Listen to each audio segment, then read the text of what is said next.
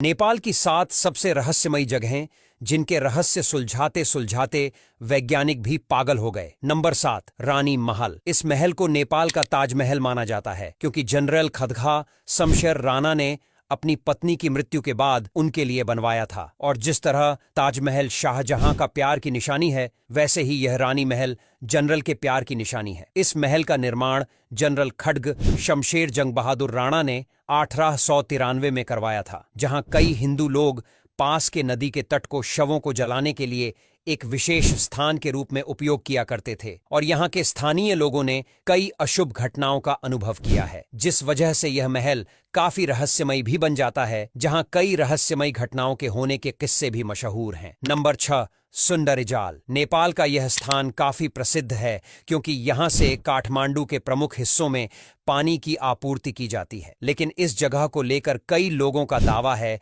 कि यहाँ कईयों ने अपनी जान गंवाई है। कहते हैं कि इस स्थान पर अगर कोई तैराकी करने भी आए तो भी उसकी जान चली जाती है। और कई पर्यटक की कुछ दिन बाद इस झरने से बहने वाली नदी में लाश मिली थी। और यहाँ के स्थानीय लोगों का कहना है कि जो लोग यहाँ नहाते वक्त डूबे थे, उनकी आत्मा यहाँ नहाने वाले इंसानों को डूबा देती है। और इसीलिए यहाँ पर्यटक रात के समय कम ही रुकना पसंद करते हैं, और जो भी पर्यटक यहाँ रुकता है तो वह अपनी जान गंवा देता है। हालांकि इसके पीछे की असली सच्चाई क्या है, ये किसी को भी नहीं पता है और आज तक रहस्य बना हुआ है। नंबर 5, देवघाट। नेपाल में यह स्थान हिंदुओं की संस्कृति और धर्म का एक प्रसिद्ध केंद्र है। जुलाई 2009 में पुलिस को इस क्षेत्र में एक व्यक्ति की खोपड़ी मिली थी। इसके बाद इस क्षेत्र का नाम भी नेपाल के प्रेत बाधित स्थानों की सूची में दर्ज कर दिया गया। इस स्थान को लेकर लोगों का दावा है कि कुछ महिलाएं यहाँ खुद को आग लगाते हुए दिखाई देती हैं, जो बेहद खौफनाक दिखाई देती हैं। हालांकि इस स्थान को धर्म केंद्र के लिए सबसे पवित्र स्थान माना जाता है। नंबर 4, पर्व पश्चिम राजमार्ग। यह राजमार्ग नेपाल का सबसे लंबा राजमार्ग है और यह घने जंगल से होते हुए गुजरता है। इस राजमार्ग के आसपास कोई भी इंसानों का रहन सहन नहीं है। यहाँ रात में यात्रा करने वाले यात्रियों का कहना है अक्सर यहाँ इस जंगल में किसी लड़की के रोने की आवाज सुनाई देती है। और कुछ यात्री जो जंगल के बीच ठहरे हुए थे, उन्होंने घोषणा की कि उन्होंने एक सुंदर दांत वाली लड़की को मुस्कुराते हुए देखा था। नंबर 3, पशुपतिनाथ मंदिर का आर्यघाट। इस स्थान को नेपाल के प्रेत बाधित स्थानों में से एक माना जाता है। इस जगह को शव जलाने के लिए